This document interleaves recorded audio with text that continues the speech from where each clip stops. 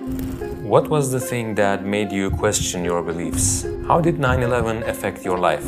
How did your family and the people around you react to your conversion to Islam? I was a missionary. I grew up in a place called the Bible Belt, which there's more churches than there are McDonald's. And he looked at me and he stuck his finger in my face and he says, "You're a Muslim, man." I returned the finger and I said, "No, I'm not a Muslim. My name and that word will never be connected."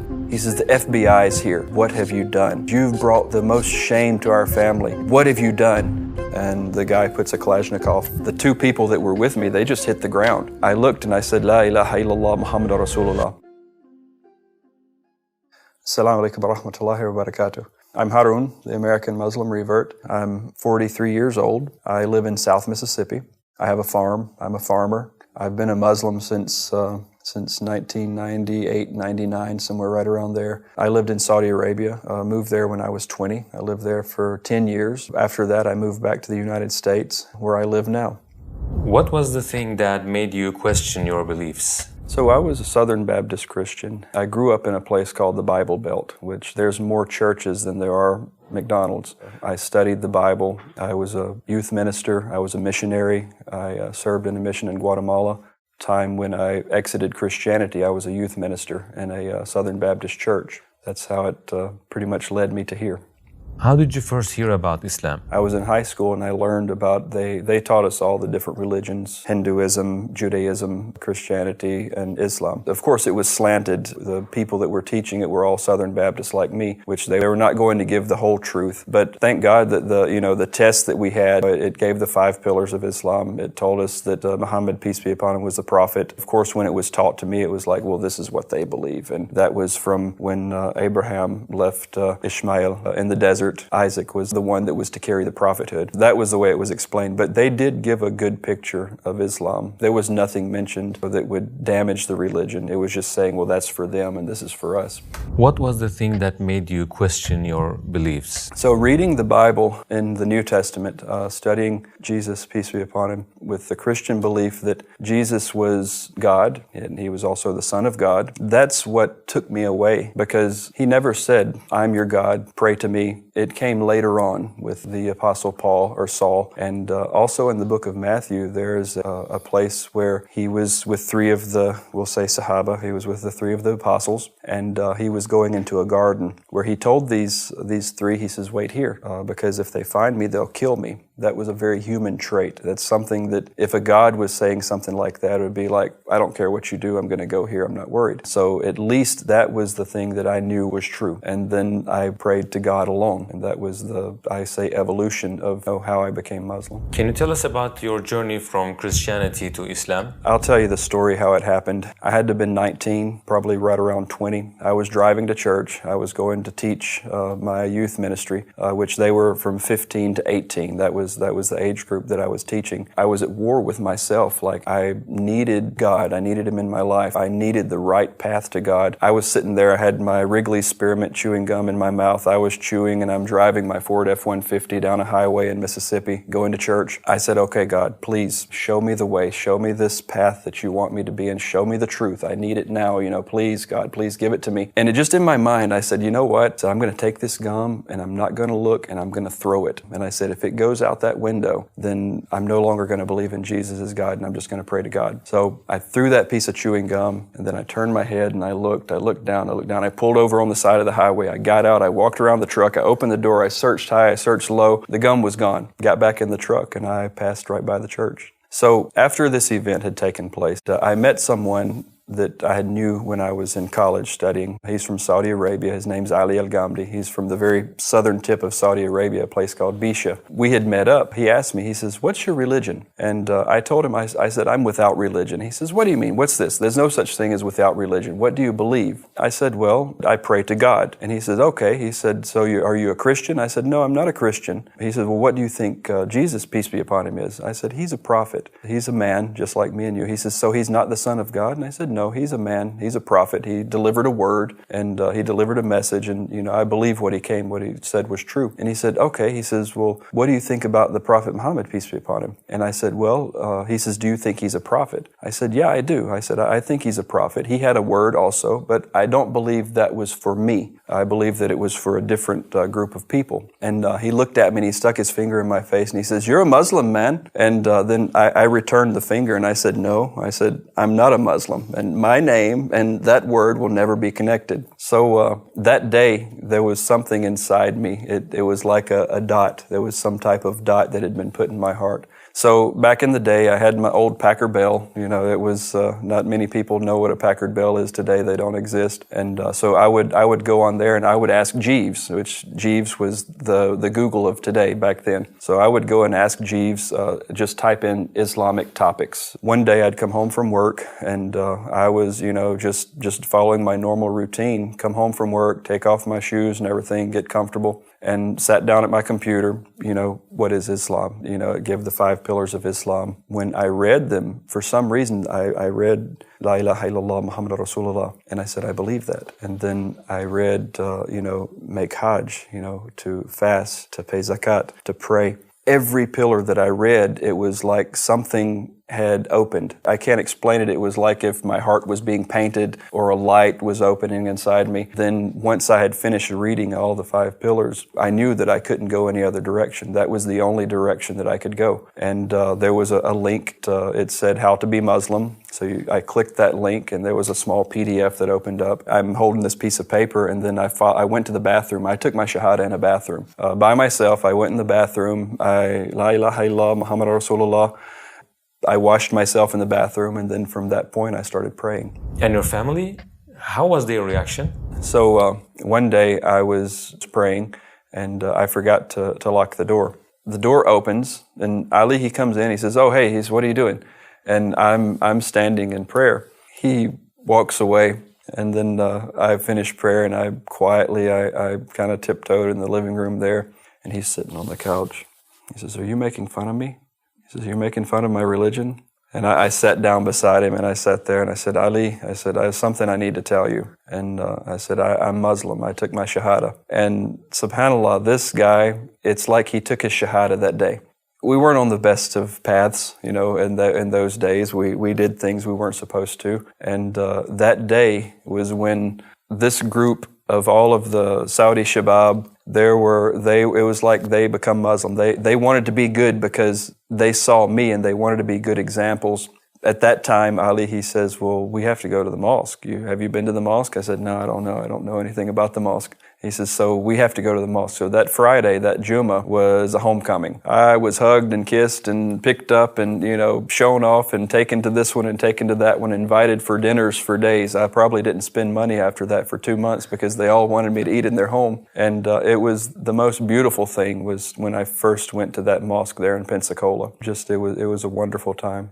So my grandfather had a heart attack. He was in the hospital, and I had driven back from Pensacola, Florida, where I was living, to be there with him. In the hospitals, we have a waiting room, and there's a telephone there, and there's always someone sitting near that phone answering for all the families, for people who are having surgeries. So I was sitting there, and my brothers in Islam knew that I was, my grandfather was ill, and there was a Saudi brother, his name was Muhammad al-Atabi, sitting there, and the phone rings, and my aunt, she's the loudest one in our family, her voice carries for miles. Phone rings, she grabs the phone. I didn't know the conversation. I'm just assuming what he told her was, "Is Harun there?" And then my aunt, Harun, is there a Harun here? Harun family? And I just I sink down in my chair. And then Muhammad, he tells, "Oh, wait, Carly, is Carly there?" And then my aunt's curious now. She's wondering. So I hear, "Huh? Carly? Islam? So Islam? Huh." She does that and she passes the phone to me and I'm, "Yes, hello. Alaikum salam. Yeah, okay, I gotta go. Bye." So at that point, my whole family found out all at once. They all knew. And the response was, "Huh." It was very simple. What was the major change for you after becoming a Muslim? So the Saleh al-Ghamdi, he told me, he says, okay, he says, you're Muslim now. He says, I have a company. You're going to do good in Saudi Arabia. Come to Saudi and let's work. I moved there to Saudi Arabia. Immediately when I got there, Salah had taken me to a place it's called Jubail, Saudi Arabia. It's Marcus de Jaliat Dawah Center. They educated me, and I learned from some of the best people there. You know, I just sat back and watched and just telling my story. You know, we would be in front of a group of 2,000 people just talking. You know, we'd be telling them how we embraced Islam. They just loved to sit and to listen to what we had to say. That was how I got to Saudi. Can you tell us about an unforgettable event that happened in the Dawah Center?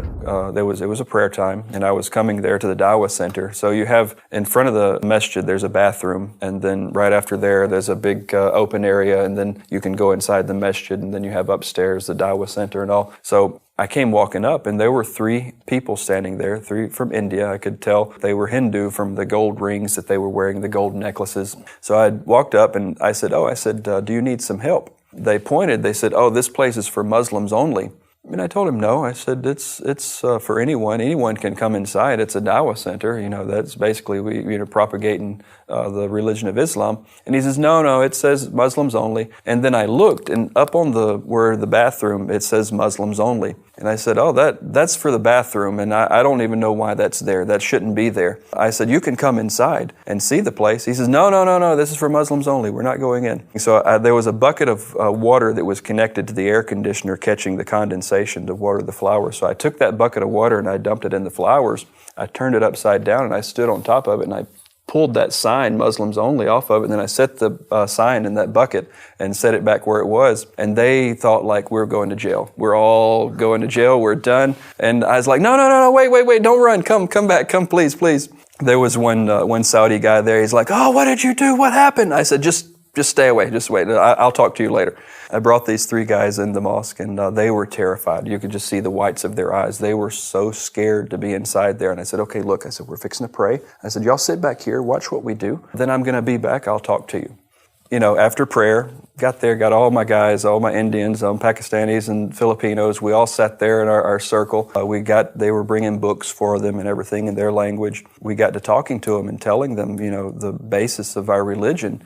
2 of those brothers, they both embraced Islam on the spot. They prayed the next prayer. We went to eat. We ate together. But the third one, he was hesitant, and I felt from him he was there. He knew what we were saying was true, but I felt there was something else holding him back. So about 2 days passed, and I went to his labor camp. And this labor camp is just a bunch of men living in a place, shared accommodations, shared bathrooms, not the best of living conditions. And I went there to him. He was in one room with probably about 5 or 6 other people. They were all Hindu. They were all looking at me, and I'm, talking about Islam and everything. And then they're all looking at him, and they're saying like, what are you doing? So at that point, I knew what was going on with him, is that he was afraid what they were going to say or what they were going to do. So we left that night, took him out to eat and everything, and then he took his shahada that night. But he said, I can't tell anyone.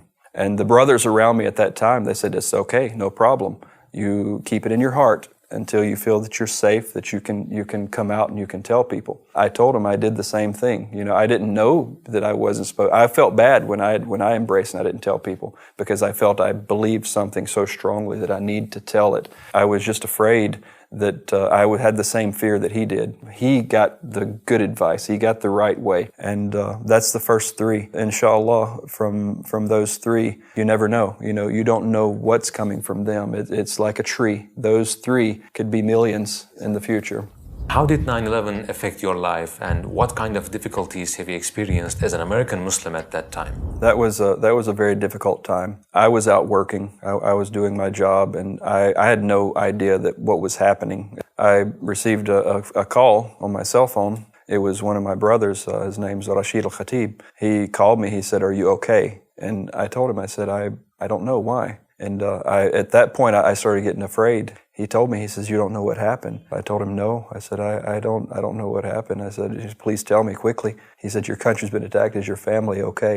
I told him, I said, "No." I said, "I don't know what's going on. What happened?" He says, "The World Towers have been attacked, and the Pentagon also has been attacked." And he says, "Where are you?" And I said, "I'm right here at this place." And he drove to me. it was a moment that there was no sense in it. It was something that happened that was so atrocious that damaged us so greatly.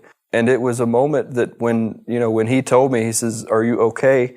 And is your family okay?" It was terrifying. And then I started to think, like, all of the people, the children that were inside. There was a daycare center inside there for the people that worked there. After he took me home. He said, "You're staying with me for a few days." Because we had no idea what was happening. We didn't know where it was coming from. We didn't know what was going to happen next. I received a phone call from my brother, and he said to me, he says, "What have you done?" And I said, "Wait, hold on a minute. What do you mean?" He says, "You've brought the most shame to our family than anything. What have you done?" And I said, "Jamie," I said, "wait a second." I said, "Hold on." I said, "What's happened?" He says, "The FBI's here. They've come here and they're asking questions about you." And I said, "Okay." I said, "There's just rest assured, there's nothing, I've done nothing wrong." He says, "You run away from the United States and you ran to this terrorist group." I said, "Just please calm down." I said, "Give me the telephone number of the FBI agent. I'm going to call them and I'm going to get this straightened out." So what had happened is the FBI agent went to my grandfather that I spoke of earlier. When the FBI agent knocked on the door, hold up their badges to an old man like that with already a pre-existing condition, he had to go to the hospital. They had to rush him to the emergency room because he hit the floor.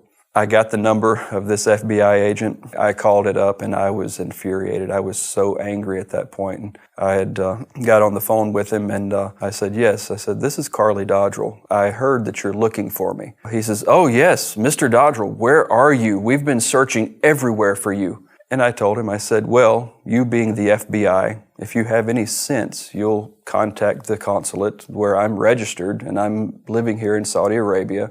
I'm not hiding from anyone." He says, "Well, we need to talk to you. We've been searching for you and we need to ask you some questions." And I said, "Okay." I said, "But first, if you go to another family member of mine, when I get back to the United States, I will find you. I will come to you where you are at in your office and I will teach you a lesson you'll never forget." He said, "Do you understand you're threatening me?" I said, "Yes, I understand that." I said, "I am threatening you." I said, "You will not go to another family member, friend, or anyone else that is related to me." He says, "Okay, well, we need to ask you some questions." So he starts asking about Al-Ghamdis and he starts asking about all these people. I told him, I said, "Look, let's make a long story short. If any of my brothers are involved and were a part of this thing that happened," I said, "I'm involved as well." He says, "Wait," he says, "Do you understand what you're saying?" I said, "Yes, I understand very well." I said, "We were students, we were workers, we were, sometimes we barely had money to get food that we wanted or, go out and do things." I said, "There's no way that any of them could have had any part in this, what had happened." I said, "Furthermore, it's not even an act of Islam. It's an act of a terrorist, which is not what we are." So the conversation went a little bit farther, but there was one thing for sure, that I didn't want to, harm my family. I didn't want people to think that I was part of this. Yeah, September 11th was not an act of Islam. It's very defined in our religion that if you take the life of any innocent, if you take your own life, you're excluded, you're out. There are some people that have been misguided, that do have evil and hatred, and they are lovers of this life. They're not really followers of our religion, because our religion promotes peace and submission to one God. And it's in the name. Salam is salam, and that's peace. If our religion is named peace, how can it be that this religion is such terrorist and horrible people? If you just go and you follow the teachings and you read the Quran and you read the Sunnah of the Prophet, then you're going to know what this religion is. You cannot take this religion from what one person said or what one website said or what one preacher had published a book about. You need to go and look at it yourself and you will find the truth. But the only way that you're going to have the truth in your heart is asking God to bring it into your heart. You must go and submit yourself, open yourself up to God. If you believe in God, open yourself up and let Him show you the right way. What did you do after going through all these difficulties? Did you return back to the U.S.? So after 9/11, I continued. I stayed in Saudi Arabia. everyone loved America after September 11th. Everyone was, oh, we feel sorry for America. They supported America. Everyone was all about, this horrible thing that happened. It's a terrible thing. That all changed, and I'll never forget the day the American forces entered Afghanistan. That day, the whole world changed. The whole Islamic community changed. I was coming out of a McDonald's that day. I was working. I came out of this McDonald's, and I have my white shirt and my tie. I'm the white guy there. I stand out. There was a group of kids standing over, and then out of that group of kids, there was a wad of spit came and landed right in the center of my tie. And I looked at that point, and I'd never been spit on before, and I just couldn't believe, such a thing just happened to me. How did I get spit on? At that point, then all these types of things, there was so many attacks that was taking place on Americans, people inside compounds that were being killed. These people, the enemies of Islam, which are the terrorists, they were seeking people out in their homes. I had to be careful at that point. All my friends, they said, you can't go out, you need to stay home, you can't go out in the streets. And at that point, my Arabic was strong enough that once I spoke Arabic, it was hard to convince people that I wasn't an Arab or I wasn't someone from Islamic country. So when we would go out, people would say, oh, hello, hey, how are you? And I would say, ish tuli, ايش تبغى? What do you want? They would say, oh, أنا آسف, أنت أمريكي? Or, oh, I'm sorry, I thought you were American. I say, أعوذ بالله حسبي الله ونعم الوكيل. أنا أمريكي? حرام عليك. I would say, oh, I'm not American. And then at that point, I protected myself. Where we were waiting for a brother out in the street, there was a Caprice kept circling I saw it one time, two times. I'm always aware of what's happening around me. And especially at that time, this Caprice comes and it stops, and the guy puts a Kalashnikov, Russian-made Kalashnikov firearm out the window. The two people that were with me, they just hit the ground. And I'm standing there and I'm thinking, like, if he's going to shoot, they're dead. We're all dead. I can't run this way. I can't run that way. I looked and I said, La ilaha illallah Muhammadur Rasulullah. He pulled the gun back inside the car and he says, you're forgiven. And then he drove away. The Shahada, I mean, it's been a protection for me since that day in the bathroom to that day facing a firearm. Is America a suitable place to live your religion for you and your family? A country built on accepting everyone. It's an accepting country. However, the laws and the culture, just like you go anywhere, laws are going to state that, I have the right to practice whatever I want to practice. Culture is a little bit different. We're not really culturally accepted. I've had numerous issues with my children in school, and I've told some people that I'm Muslim, never spoke to them again. I've got friends that, they're in the church and they don't want anything to do with us, and I have lost friends because of that. I can't just go up to someone and tell them that I'm Muslim. I worked for a company one time, and one of the questions that I was going to get promoted. So this promotion, the manager that was there had told me, he said, oh, your religion was in question. He says, we actually discussed your religion, and we didn't know if that it would be okay for you to be put in a position that you're going to be put in. And in America's standard, at that point, I could have owned the company. I could have, they all would have lost their job. They would have sent me a check to, support me for the rest of my life because they said that statement. But when I heard that, it opened up the channel for me to tell them, well, this is what we believe, So I look for the opportunities, and I don't want to damage the religion any farther. You'd be in the news, a Muslim guy gets issued $2 million because he was discriminated against at a job interview. I don't want to damage the religion. I want to take every opportunity that I can to spread the word. And that's what I do. We just have to be careful in the U.S., but it is a place of justice. You don't have to worry. You will always get the justice. You will always be, as far as the law is concerned, but socially, not so much. While I was on my way to the Mosques of America tour, I got pulled over, and one of my headlights just went out all of a sudden. And so when I got pulled over, the sheriff's deputy, there were 3 vehicles. I don't know why there were so many. And so I said, I'm a YouTuber. Do you mind if I video? He says, oh, no, go ahead. You can. So I got the camera out, and I said I was having problems with the video. I think my camera was full, so I just went live. I said, okay, I'm just going to do it live. So I went live. I set the phone on the back of my car, and this police officer, he's coming up. He didn't know, They went and checked everything out. I didn't get arrested. I didn't have any criminal background. He told me, well, you need to fix your headlight. And I said, I will. I'll get it fixed. And he says, I'm curious. He says, I just have to know. And then I knew exactly what he was fixing to ask. I said, okay, here's my door. Here's my opportunity. So, all these blue flashing lights in the background, and here I am, the Harun, the American Muslim revert, fixing to make dawah to a police officer, and 7 or 8 others standing there with firearms and dogs and everything else. So he asked, he says, I have to ask. He says, what's your YouTube channel about? And then I told him. I told him exactly, I was able to deliver a message to him.